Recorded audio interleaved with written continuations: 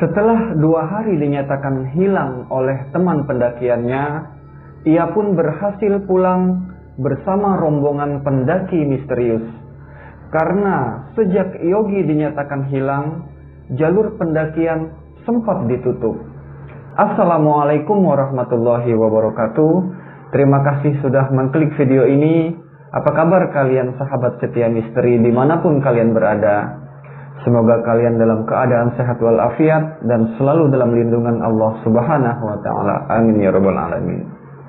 Baik sahabat setia, pada video kali ini saya akan membawakan kisah pengalaman horor pendakian yang berasal dari sahabat setia misteri Mas Yogi dari Semarang, Jawa Tengah. Kisah ini ia alami ketika melakukan pendakian bersama sahabat lamanya Danu di Gunung Semeru via Landengandowo, Jawa Timur.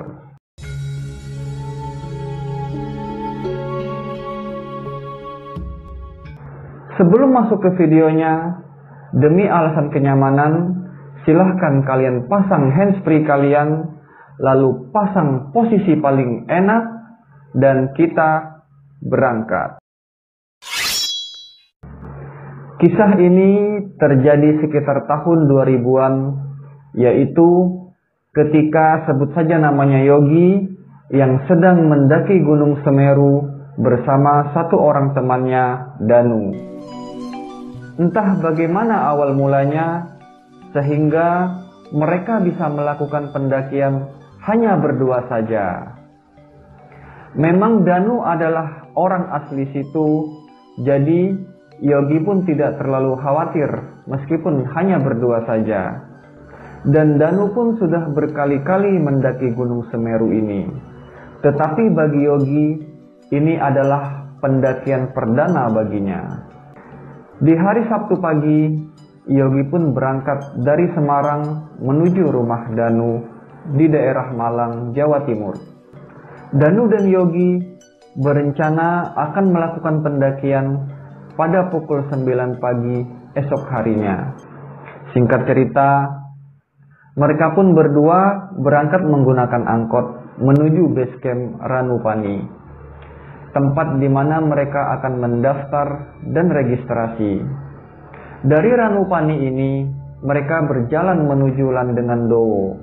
Sebenarnya ada lagi jalur pendakian lain, yaitu jalur Ayek-Ayek. Tetapi jalur ini tidak dibuka untuk umum karena masih banyak hewan liar yang dilindungi. Setelah melalui Landengandowo, mereka pun menyusuri jalan menuju Watu Rejeng. Dan tidak terasa, waktu sudah memasuki waktu zuhur. Dan mereka pun beristirahat sebentar di pos 2 ini. Lalu mereka pun melanjutkan pendakian dan tibalah di Danau Ranukumbolo. Dan di danau ini mereka sempatkan beberapa saat untuk melihat-lihat sekitaran Danau Ranukumbolo. Lalu melanjutkan perjalanan menuju Arkopodo. Hari pun mulai sore dan mereka lebih memilih bermalam di Arkopodo. Tak terasa udara pun mulai dingin dan suasana mulai gelap hingga membuat pandangan semakin terbatas. Dan ini sedikit menciutkan nyali Yogi, karena ketika itu tidak ada satupun pendaki lain yang tampak bermalam di situ selain mereka berdua. Yogi yang tak terbiasa melewati malam dengan suasana seperti itu merasa tegang dan was-was. Ditambah lagi di sekelilingnya hanya hutan dan air panas yang sudah dimasak, namun tidak terlalu panas untuk dirasakan. Lalu Danu pun beranjak tidur terlebih dahulu.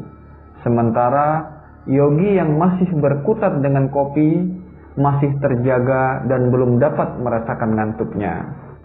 Semakin malam, rasa takutnya pun semakin muncul dan itu tidak bisa terelakkan.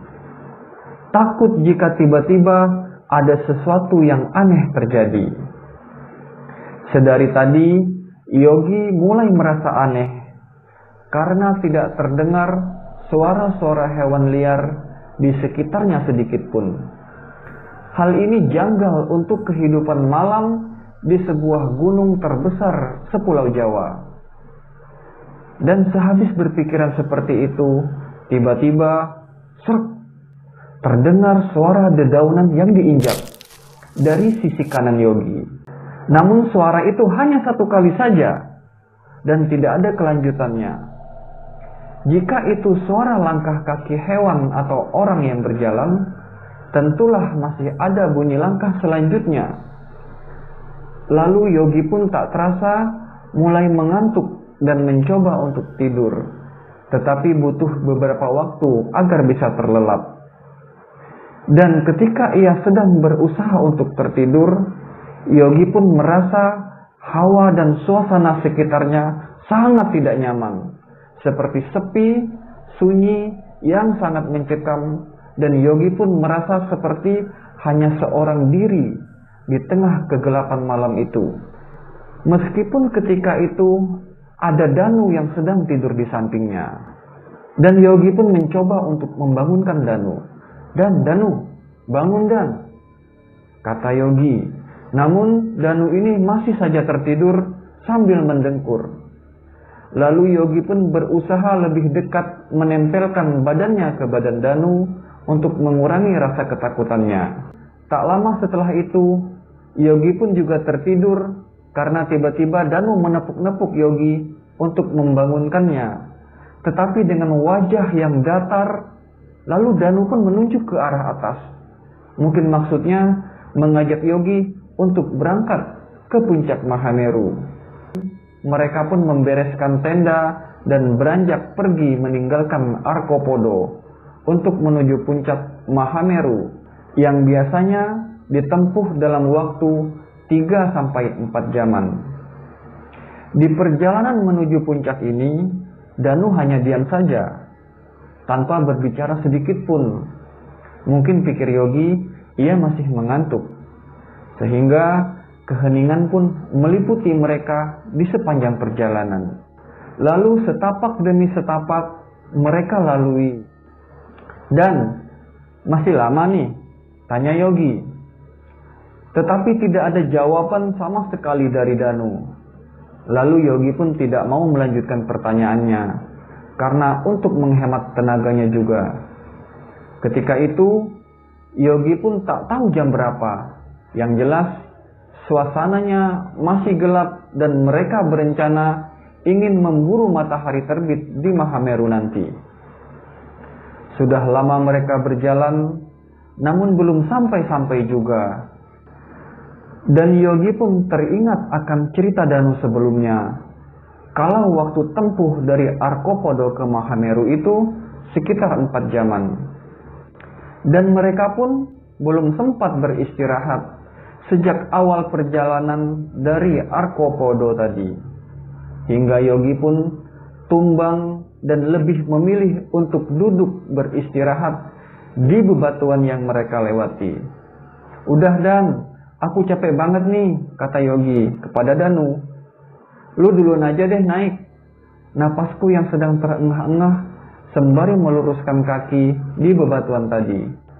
Gila ini, dalam pikiran Yogi. Kayaknya ada sekitar 3 jam perjalanan tidak istirahat-istirahat dari tadi. Ternyata Danu pun melanjutkan perjalanannya sendiri. Dan Yogi memilih untuk tiduran di bebatuan tadi sambil menggunakan selimut tebal yang dibawanya karena terlalu capek. Ia pun tidak lagi memperdulikan sunrise hingga terdengarlah suara burung-burung bercuit-cuitan. Dan ketika itu Yogi ini terbangun dari tidurnya. Ia tidak tahu di mana posisi dia saat itu. Ia sudah berada di dekat jurang yang curam dengan pemandangan luas di sekelilingnya tanpa ada pepohonan. Yogi pun kaget dan bingung dengan keadaan itu. Jadilah ia terdiam hingga berjam-jam seperti orang bengong, linglung, hingga datanglah serombongan pendaki lain yang lewat menuju ke arah bawah menyapa Yogi ini. Mas. Yogi pun mencoba bertanya pada mereka tentang temannya Danu yang sedang berada di puncak sana. Dan mereka mengaku tidak tahu tentang Danu dan ciri-ciri yang disebutkan Yogi ini. Lalu rombongan pendaki ini pun bertanya kepada Yogi, "Masnya lagi ngapain di sini? Bahaya tuh mas. Itu ada jurang, dalamnya puluhan meter. Bisa bahaya kalau mas jatuh ke situ," kata salah satu dari mereka. Lalu Yogi pun ikut turun bersama rombongan ini menuju base camp. Di perjalanan turun ini, Yogi mengenal beberapa orang pendaki yang berasal dari Surabaya. Dan mereka memang kelompok pecinta alam. Dan semalam juga mereka bermalam di Arkopodo katanya. "Loh mas, semalam saya juga di Arkopodo," kata Yogi. "Tapi cuma aku sama temanku saja yang tadi ke puncak. Nggak ada tenda orang lain kok di situ," sanggah Yogi pada mereka. "Kebalik kali mas, orang kami di sana sampai berjam-jam kok. Tanya saja sama rombongan yang lain. Kami bersama-sama terus," pungkasnya. Yogi pun terheran-heran dan mereka menyarankan untuk fokus turun lebih dahulu agar bisa sampai ke bawah dan mencari Danu di sana. Sesampainya mereka di bawah, Yogi pun langsung ke pusat informasi dan menanyakan tentang Danu yang berangkat bersamanya tadi. Ternyata Mas Danu sudah pulang dari kemarin sendirian. Mas Danu melaporkan bahwa temannya hilang. "Ini masnya siapa kok tergesa-gesa?" tanya Pak penjaga. "Saya Yogi pak, yang mendaki bersama Mas Danu kemarin," kata Yogi dengan nada yang setengah terkejut karena mendengar Danu sudah sampai bawah sejak kemarin. Sambil menunggu Danu yang tengah berada di rumah warga, Yogi pun ingin mengucapkan terima kasih pada rombongan asal Surabaya tadi. Ia mencari ke sana ke sini, namun tak ketemu dengan rombongan itu. Setelah Danu melihat kedatangan Yogi, dia hanya bisa merangkul Yogi dengan wajah tertunduk sambil memeluk Yogi. "Untung selamat kamu Gi," ucapnya sambil mengajak Yogi duduk di kursi panjang. "Kemarin aku selalu sama kamu Gi," kata Danu. "Tapi pas sore hari, saat kita melihat-lihat Danau Ranukumbolo, kamu ninggalin aku ke atas. Aku panggil-panggil, aku teriakin, kamu nggak nengok. Aku kejar terus sampai malam. Lu kayak naik motor. Cepet banget jalannya. Lalu aku pun kehilangan jejakmu. Akhirnya aku pun turun lagi. Sudah hari kedua ini, semua pada nyariin kamu. Dan tim SAR udah naik," kata Danu. Lalu Yogi pun menceritakan kalau semalam ia masih nenda bersama Danu di Arkopodo. Lalu ketika paginya, ia sudah berada di dekat jurang. Kemudian ia bertemu dengan rombongan pendaki yang dari Surabaya tadi. Lalu dianterinlah Yogi hingga ke bawah. "Ayo Dan, temani aku cari mereka," kata Yogi kepada Danu. "Aku pengen ngucapin terima kasih sama rombongan itu," sambil tengok kanan kiri mencari rombongan tadi. Tapi rombongan itu pun tidak nampak. Lalu kata Danu, "Rombongan apa Gi? Sejak kemarin jalur pendakian ini ditutup karena lu hilang," kata Danu. "Tapi tadi aku beneran sama rombongan mereka turun ke sini," sanggah Yogi. "Ya udah Gi, nggak usah dicari. Nanti aja sambil jalan," balas Danu. Dan mereka pun mencari angkot untuk kembali ke rumah Danu. Sepanjang angkot mereka pun bercerita. "Jadi lu semalaman sempat tidur di dekat jurang Gi?" tanya Danu yang masih penasaran. "Iya, katanya jurangnya dalam banget Dan. Aku pun gak jadi ke puncak karena kamu katanya gak ada di sana. Akhirnya aku pun ikut turun bersama mereka. Itu jurang sudah banyak memakan korban," kata Danu. "Ada 75 meter itu dalamnya. Gampang matinya di sana tuh. Zona bahayalah. Untung lu selamat Yogi." Akhirnya mereka pun pulang dengan membawa sejuta misteri dan pengalaman pendakian yang takkan pernah mereka lupakan seumur hidup mereka. Oke sahabat setia misteri, itu tadi kisah horor pendakian yang dialami oleh Yogi dan Danu. Jika kalian suka dengan kisah ini, silakan tekan tombol like, atau jika kalian memiliki kisah yang sama dengan mereka, silakan komen di bawah.